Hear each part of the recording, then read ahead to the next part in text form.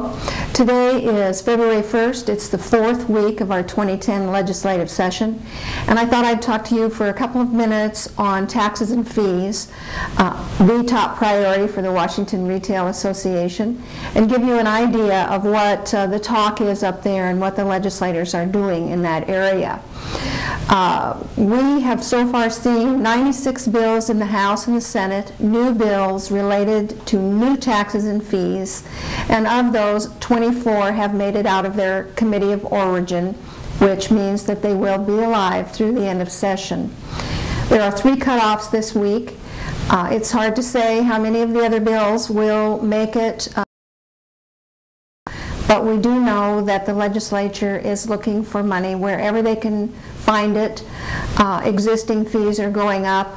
This list is just new fees, and they are struggling because they have a $2.6 billion shortfall, and they really would like to continue the programs that are of value to them rather than cut these programs. We saw a lot of cuts last year, and they just don't have the stomach to continue to do those cuts.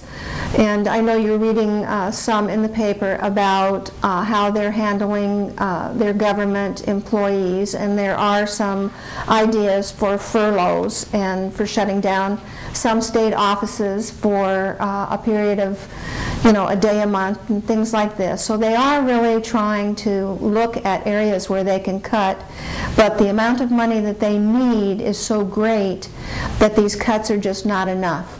So we do expect to see some taxes and fees increased.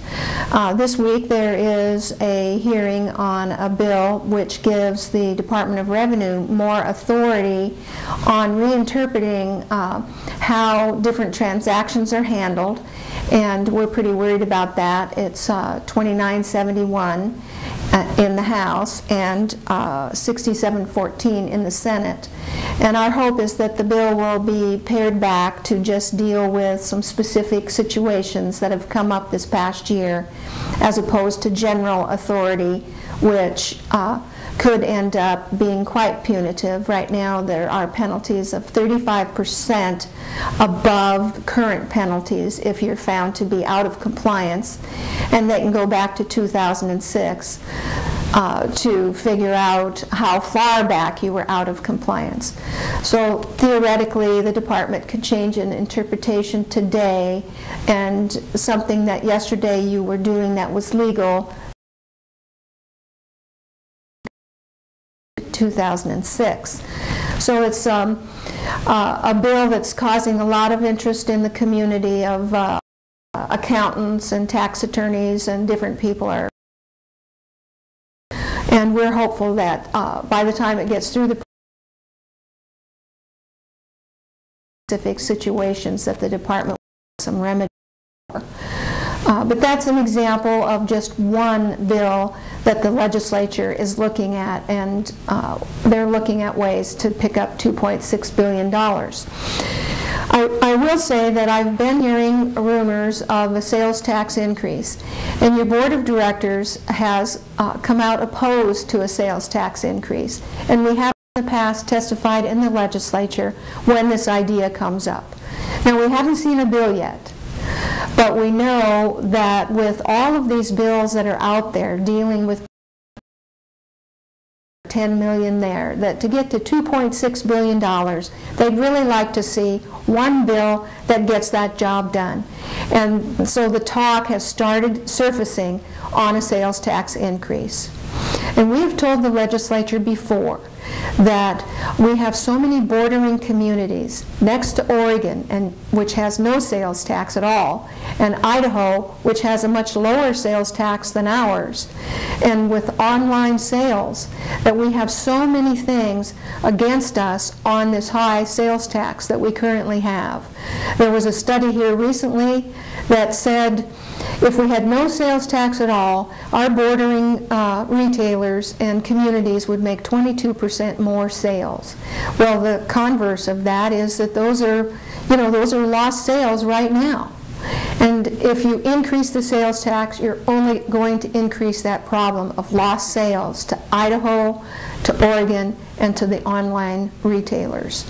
We believe that it's not a good time to be thinking about a sales tax increase as a way to fund their way out of this $2.6 billion shortfall.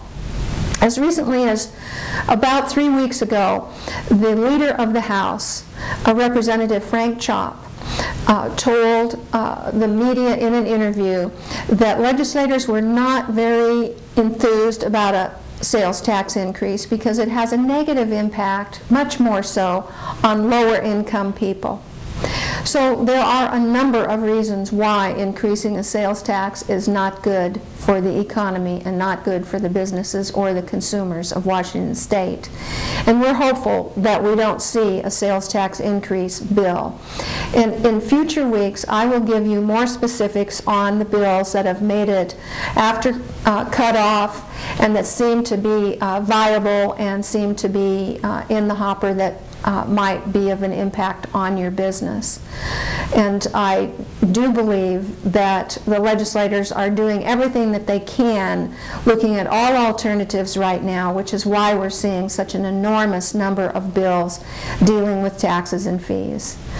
We have been reminding them that our workers' comp rates were announced to go up at 7.6% average, and that our unemployment insurance tax rates are expected to go up because of the high number of people that are unemployed. And so businesses are already faced with several areas where tax increases are expected, and we really can't afford to have other areas where taxes will go up. Now, we've asked for relief in the area of workers' comp through workers' comp reform, but we're not getting anyone that's very warm to the idea of even dealing with workers' comp reform. So we're having a great deal of trouble getting relief on those taxes. And we don't expect to hear good news on the unemployment front either. But I will keep you posted on these areas, the sales tax, the workers' comp, the unemployment insurance, and other areas that might impact your business in future reports. I really appreciate your time today, and thank you so much.